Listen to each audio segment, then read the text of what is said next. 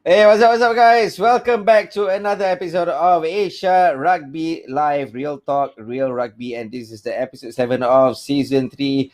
Thank you for being back. Thank you for being with us tonight as we continue to talk about return to play, return to playing rugby wherever you are in the world. Selamat pagi, selamat tengah hari, selamat petang, morning, good evening, good afternoon, wherever you are and whatever you are doing. Thank you very much for stopping by to Asia Rugby Live as we give you an update of what's happening in the World Rugby. First of all, I think we are very happy that World Rugby launched the new global competitive and aligned calendar to supercharge the women's 50s game, which in 2023 we will be seeing a global competition for the women's tournament, which is quite exciting as um, I think, if I'm not mistaken, more than 16. I think 16 teams will be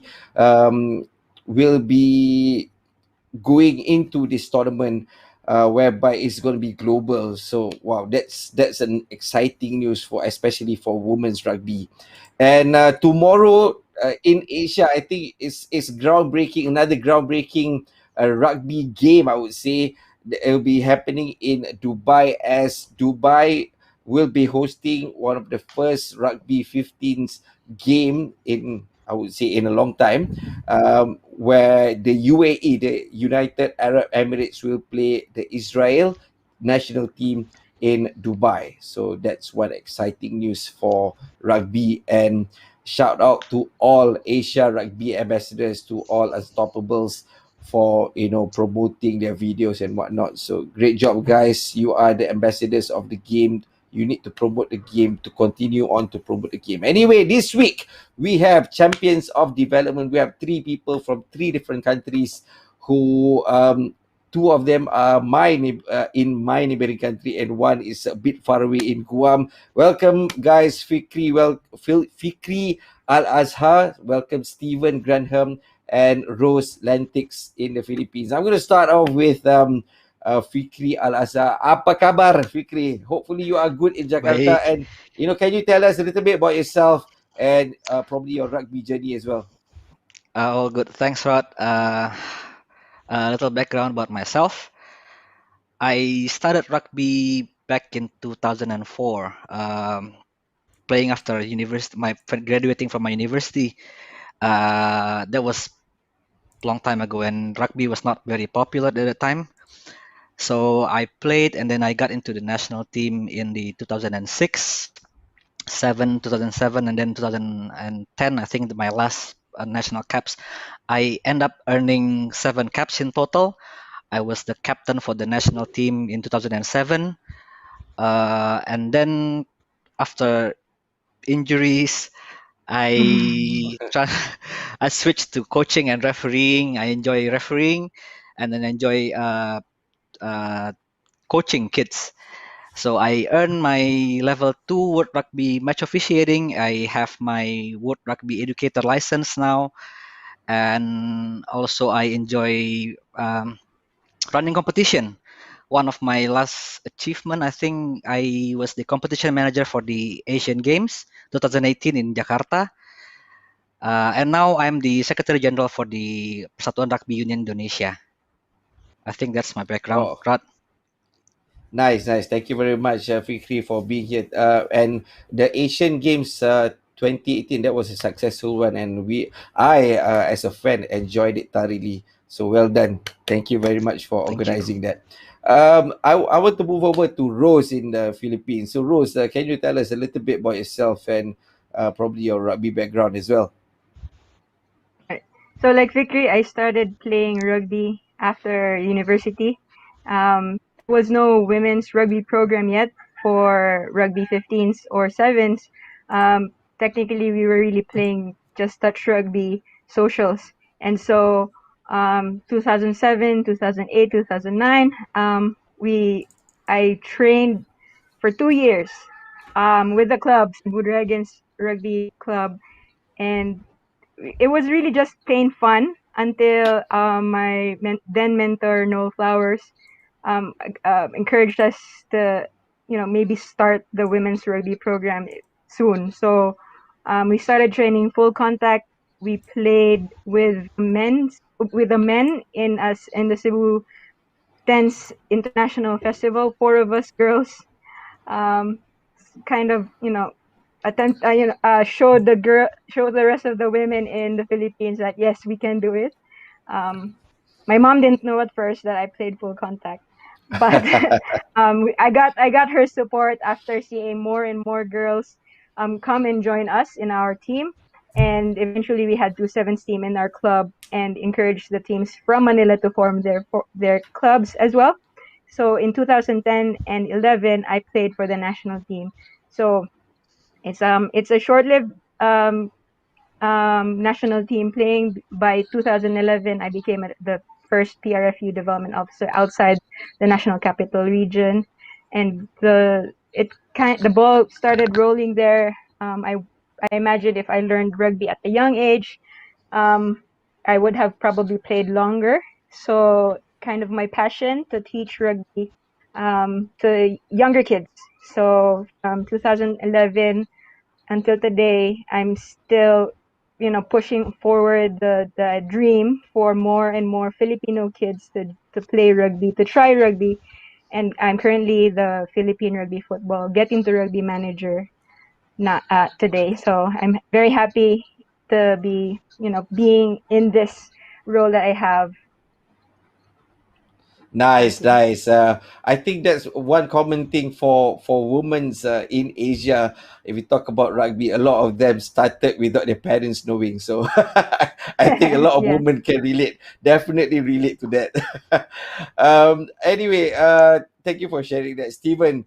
You have an interesting story with Guam rugby. So yeah, please share that with us, because I think a lot of people do not know the history of how Guam Rugby started, and I guess you have an interesting story that you can share with us.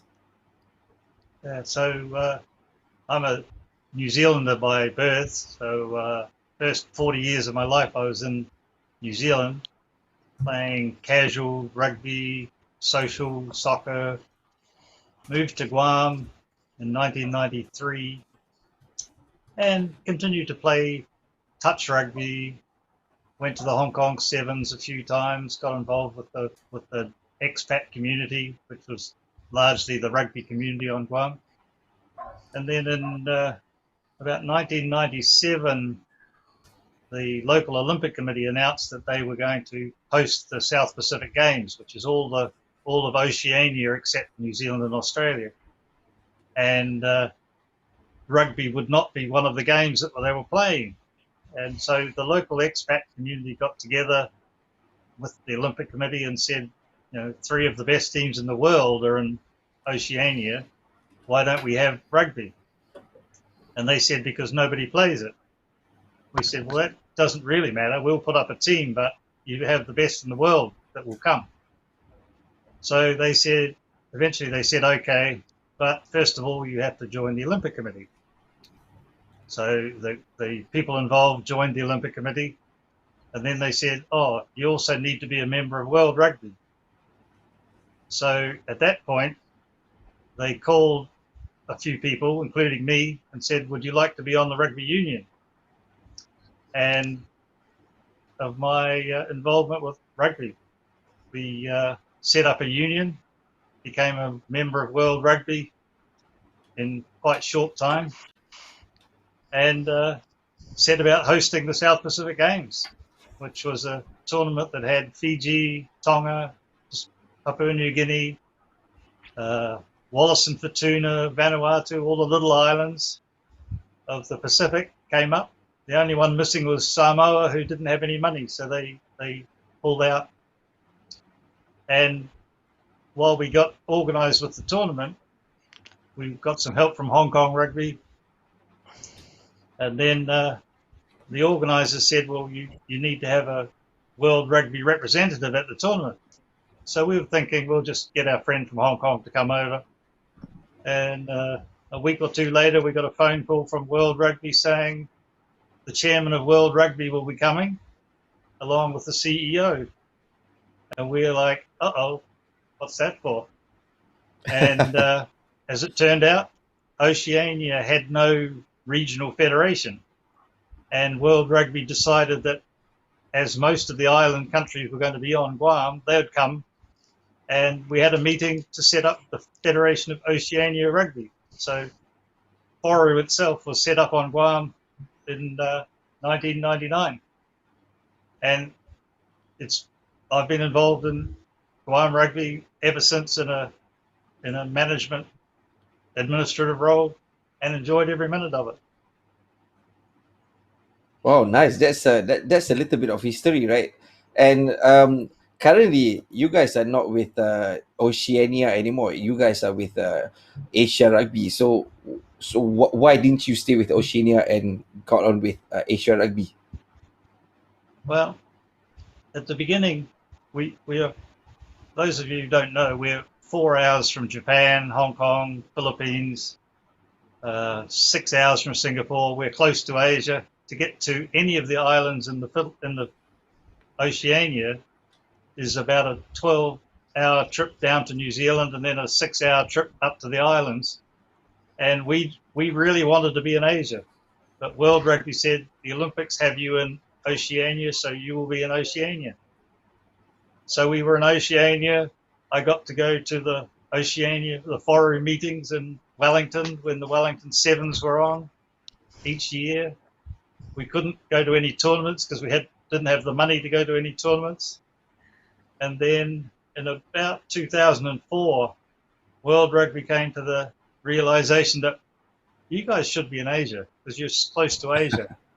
And we said, oh, okay. So we got, I think, in Asia, in like a November 2004 sort of Asia rugby meeting, they said, okay, you're in Asia now. Your first test match, your first test grouping will be Kazakhstan, Malaysia, and India. Oh, okay.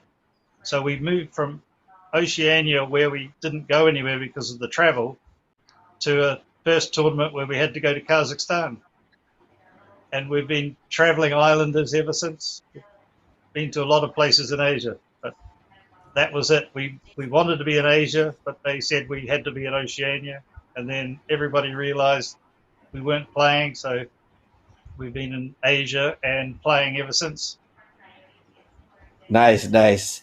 Finally, I think it is just a good thing that you guys are in Asia right now, as I think back in 2013 or something, the Guam team came to Malaysia to play a tournament for the Division 3. So that was good to see Guam getting involved with rugby, especially in Asia. Anyway, moving on, I want to talk to Fikri about development. So Fikri, you were telling us about your involvement with the national team, and of course, obviously, right now you are retired, you are a coach, and also you are um, a referee. So what made you want to get involved with rugby development?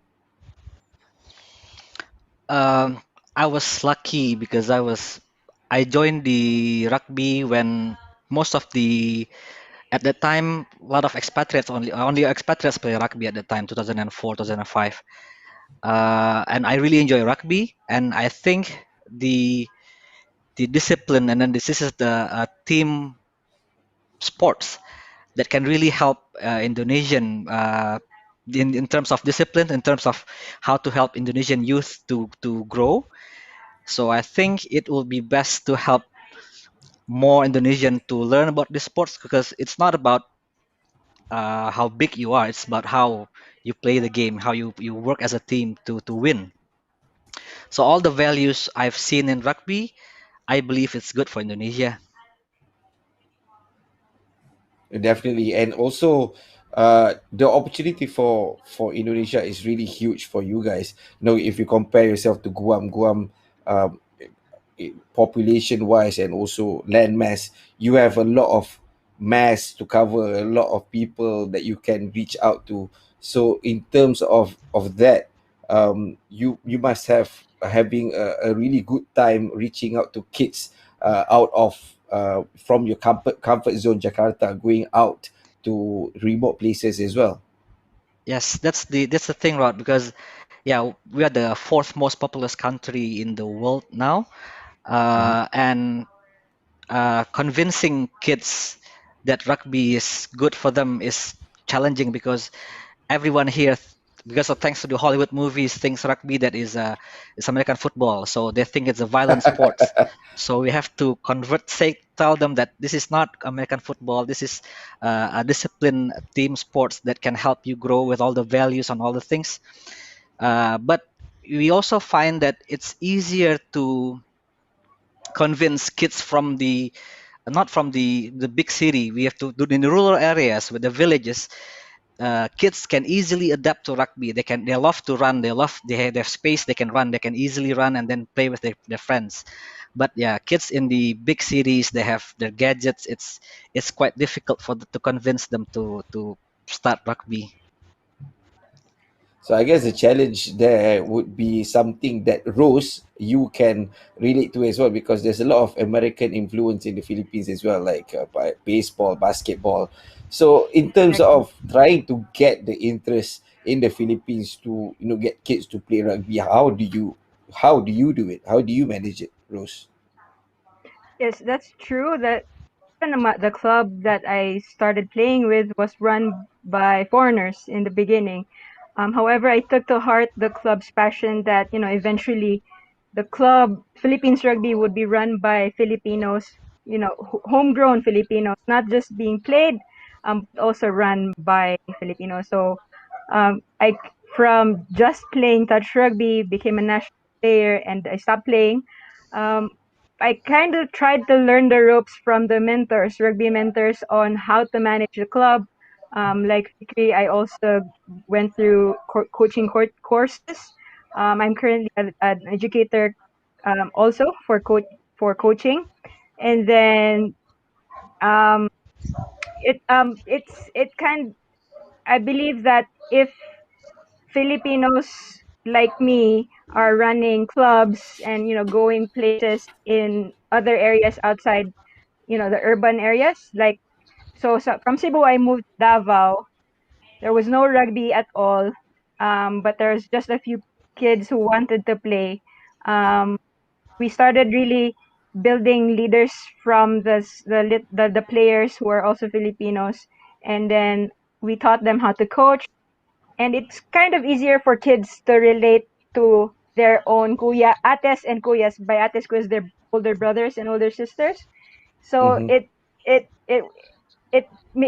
made rugby a family, not just a sport that kids can go and play, but they find ates and kuyas who can teach them playing the sport, and they don't feel intimidated by trying to be the best players, but they're really just having fun.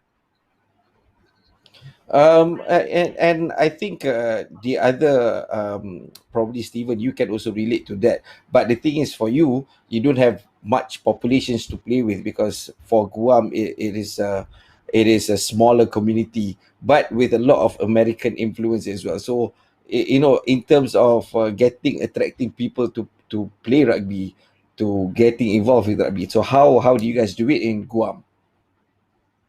So we're pretty lucky because we only have 165,000 people, and you can drive from one end of the island to the other in about 2 hours. So no distance, no difficulty.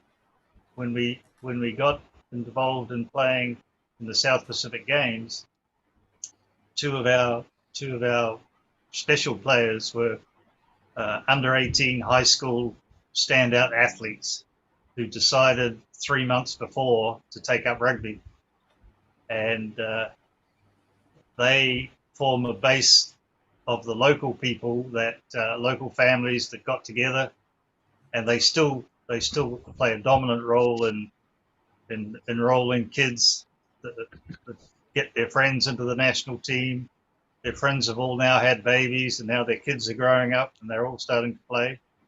But we were fortunate that about the same year we started international rugby, the Department of Education introduced rugby into high schools, and we had 15s tackle for boys and 7s flag for girls, the first year, I think we had maybe 4 schools from each. Until now, we have every school bar one. There's only one school on Guam that doesn't play high school rugby at some level. The girls played flag for about a year until they rebelled and said, if the boys can play tackle, we can play tackle. So we've been playing tackle sevens with girls since 2005, which is where our national team girls come through that program. And end of the day, the players are islanders at heart, and so they enjoy playing the island style of rugby, which is running, passing, and hitting people. So both boys and girls. So the development is pretty easy because they enjoy it. It's a sport that the girls can do where they can get physical. They haven't, up until recent years, haven't been allowed to play American football. They now play American football as well as rugby. But it's we've had no trouble attracting people to want to play at that high school level and middle school level. Just the national team players just take over and start coaching their old school. So it just feeds on itself. And again, because the population's so small, we don't have rural areas. We don't have orphanages. We don't have the pool of people like the other Asian countries have. Basically, anybody who goes to school on Guam can play rugby. Nice. I think it's an islander thing where boys and girls alike probably they like the physicality of the game. That's why a lot of people, as an islander, got involved with rugby. I want to get back to Rose just now. Rose, you said when you started playing rugby, of course there were challenges because rugby is such a small sport in the Philippines, and you have a story when rugby started out at where you are in Davao City, where there was no rugby club. So you guys started out the rugby club. Can you share us that story? All right. So unlike in Guam, that there's already rugby in schools, here before there wasn't any. The key thing, I guess, for our success was we went to where the kids were, and because basketball is the main sport in the country, we would have several basketball courts but no field. But my colleague, interestingly, tried to find a small patch of land on Google Maps, and she found this small square field behind a university. We thought that it was part of a school, so we were quite happy to find this small spot. And really, when we went there, it wasn't part of the school, but it was a foundation, SOS Children's Village Davao, and we connected with the village director. We connected with the kids. They were really very happy that we were going to start rugby. Their intention was the intention of our village director. Then Leonilo Rivero was really to teach rugby character, the characters, the values of rugby through playing sports. So it wasn't really for playing, but building character and teaching the values.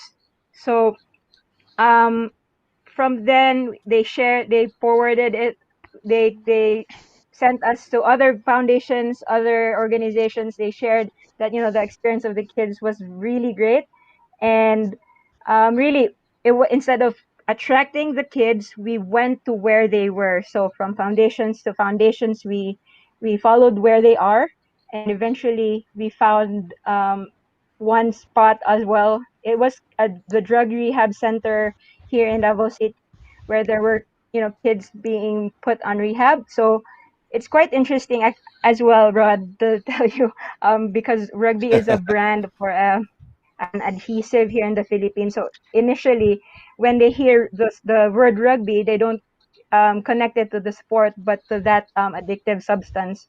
And it kind of gave us a turning point as well to make a statement that you play sport to get away from these habits, this addiction, and And surprisingly, the then anti-drug in charge for the city was also the sports development of in charge of the city. So they again endorsed us to the local barangays, to the community, and really, we were really just following where the kids were. Um, and then the schools happened. The schools welcomed us because they've seen a lot of kids now being participating in communities. The teachers got involved. I'm very happy to say that there are already over 100 teachers in Davao City who have been trained to coach rugby, and we have rugby in the Davao City athletics meet, which is part of the national youth games for schools. We started it, but we're hoping to get other regions and other cities to follow through. So the club, without them, without the foundations that we went to, we wouldn't be as big as a development club, Davao Durians, today if it wasn't for everyone's contribution. Nice, nice. That was, I think that was a great start and great story from you guys, especially the Google Maps thing, because you don't know where which land to use for rugby, right? Yes, And I think for Fikri, you have a similar story as well. That you guys went to the World Cup, if I'm not mistaken, back in 2019. There was a program that you guys went to the World Cup together. Fikri, can you share with us any interesting stories that you can share with us?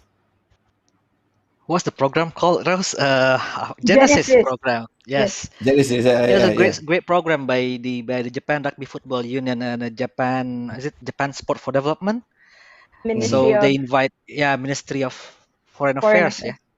Yeah, they invite the 10 countries of ASEAN plus Timor Leste to come to Japan every year to so every country bring their kids, and then we teach them touch rugby, and then we get to join to watch the opening match of the Rugby World Cup 2019. I met Rose there, so it was Oh, really good to nice. see the effort from Japan Rugby. How did this program impact the kids? In terms of development, Fikri. Because the good thing is we do not have to bring talented. It's not a competition. It's for just to teach kids about touch rugby. So it's that rugby is a team sports. It has values. It can be played by anyone and then anywhere. We just need a small piece of land, just like Rose said. So they really teach the basic to the Asian kids. I think it's a great program, and I think we need to come up with that program not just to push our elite team to compete to the highest level. We also need to think that rugby is a more of a social games for kids for all sizes, and touch I think is a very good idea. I Yeah, for agree sure. I with think Fikri. yes, Um, yes, Rose. if I may add, they also Yeah, yeah. invited, along with the unions, they invited ministries of education, Department of Education. So it was an opportunity for us in our countries as well to communicate and connect with our Department of Education, and it gave us an opportunity as well to promote the sport in the national scale. So, like I mentioned, it's a challenge for Philippines, but that was a start for our conversations moving forward, as well as we connected with other ASEAN countries. Fikri and I were planning, actually, what if we make like an ASEAN tag rugby game and make it something, an an annual thing, an annual event. And fortunately, COVID happened, but I Yes, think our books, right, Fikri? yes, yes, very good. Yeah, I think it's a great program. One of the things I think one of the great things, it connects people like you guys, so that Mm, you can plan future stuff for rugby. Just like you mentioned just now, the tech, probably a tech tournament or tech friendly, Yep. yearly tech mm. friendly tournament kind of thing. So yeah, I think all these programs are great, and what you guys doing are great, which is basically connecting yourselves to the community so that people are involved with rugby, and of course getting involved with the core values of rugby. And also, I want to mention to our viewers, if you have any questions to ask, any of these guys today, please relay your questions at the comment down below, and we'll try to relay the questions as best as possible if we have time. Okay, next question. I think Stephen, you have been quiet a little bit. Probably you can share with us the future plans that you have for Guam Rugby. Oh, okay. So at the moment, the original club on Guam, Guam Rugby Club, built their own rugby field, but it is the only rugby field on Guam. We are currently talking with village mayors and senators, island senators, to try and identify another piece of land that we can use to create a second union field. We always struggle hosting tournaments because we don't have a national stadium. We do. The soccer guys have really nice fields, but we can't play on those. And there are no other really international class fields, so we're restricted on bringing people into Guam. On top of that, we're trying now through COVID to try and get at least touch rugby going again, getting permission to play touch rugby. At the moment, we have to ask the government for permission to do any sports tournaments.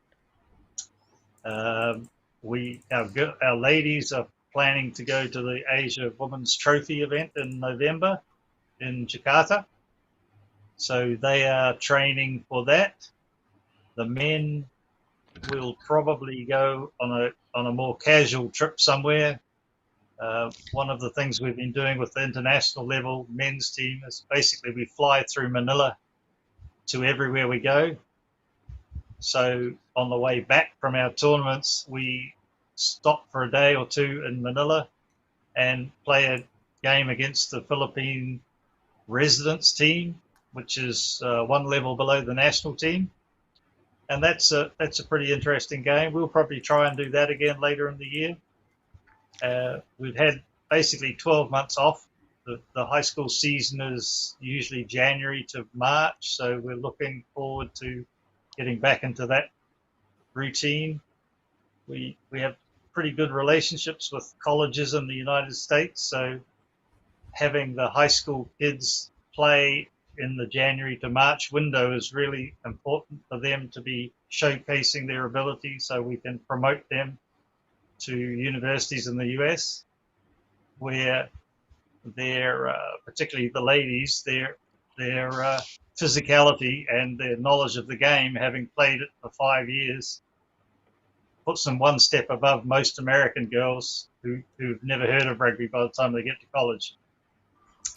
So that's we just hoping to get back to some semblance of normal so we can get back in the high schools and the middle schools and start generating some interest back in the national team, men and women. That's Nice. And I think probably with the vaccine just around the corner, hopefully we can get back to the new normal, as what we have spoken about just now before we went on live.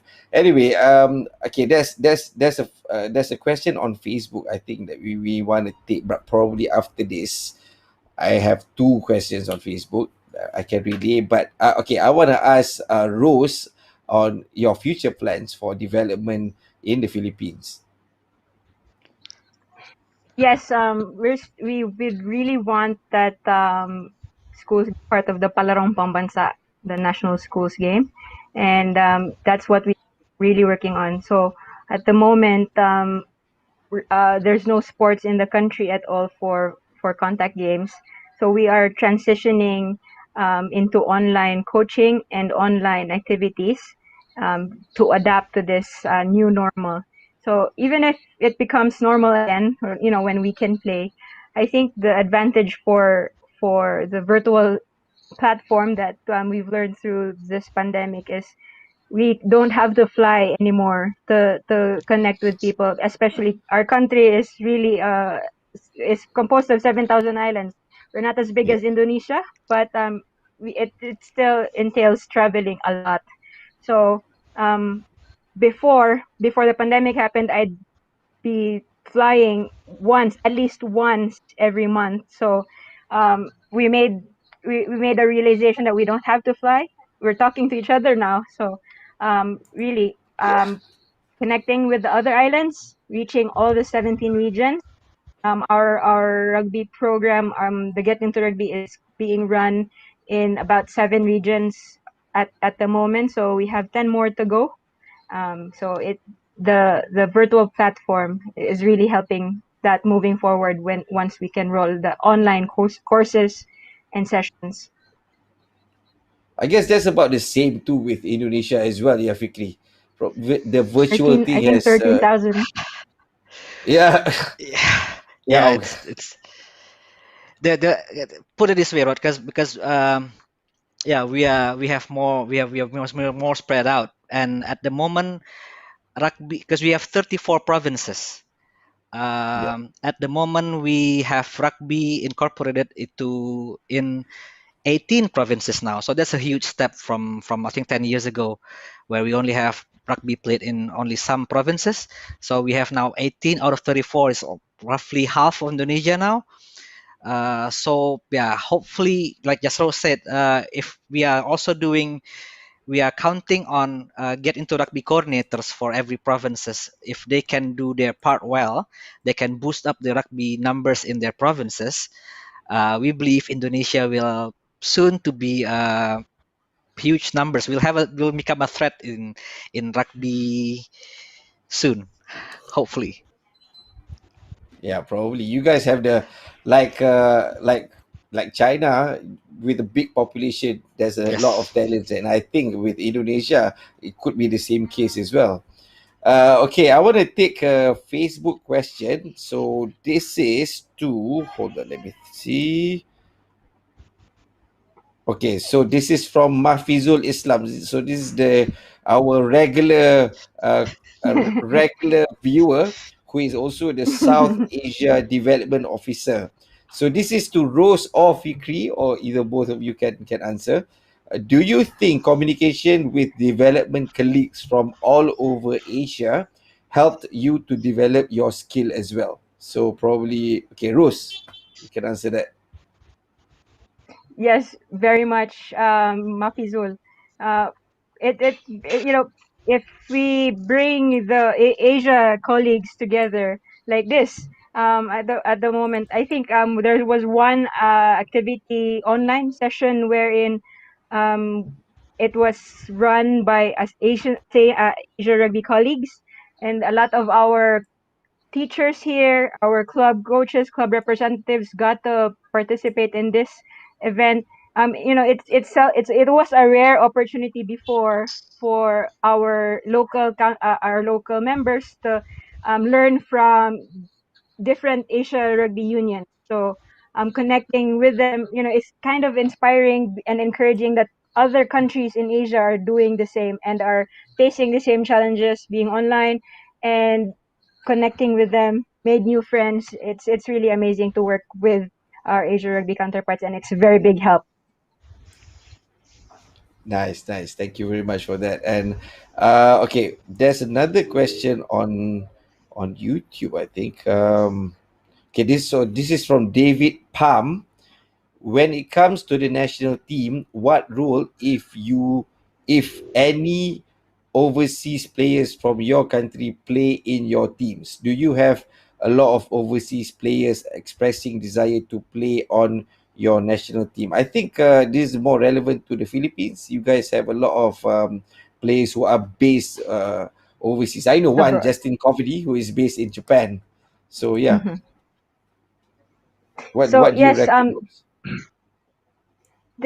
Yes, definitely there are a lot of Filipino living abroad, and we are very proud that they continue to represent our country and bring our national team to a good level, a great level. So without their support, our national team is would be challenged to play in the elite division, but it really give us a boost in the levels in divisions. So our men's team and women's team are on the top. But I'd like to share specifically for the women's rugby program, we still have we also have a lot of overseas players. However, I'm very proud to be working with awesome women in the country, because the women's national program are is about 80% local or homegrown Filipino. So that's like a very good sign that our development program for for the girls, women, is really great. So we're happy and honored for the Filipinos who play for the country, and we're also very happy and proud for the development progress that our development officers and coaches in the country is doing, especially for the girls. Okay, last question. It I goes hand in think hand. yeah. Last question. I think probably Rose, like we were talking about population just now. So you guys have what 100 billion. Indonesia have 200 million. You guys are all over the world. Do you think, Fikri, there's a lot of Indonesian overseas base who knows how to play rugby, who's really good to play, who's really good in rugby, who wants to play for Indonesia? What do you reckon?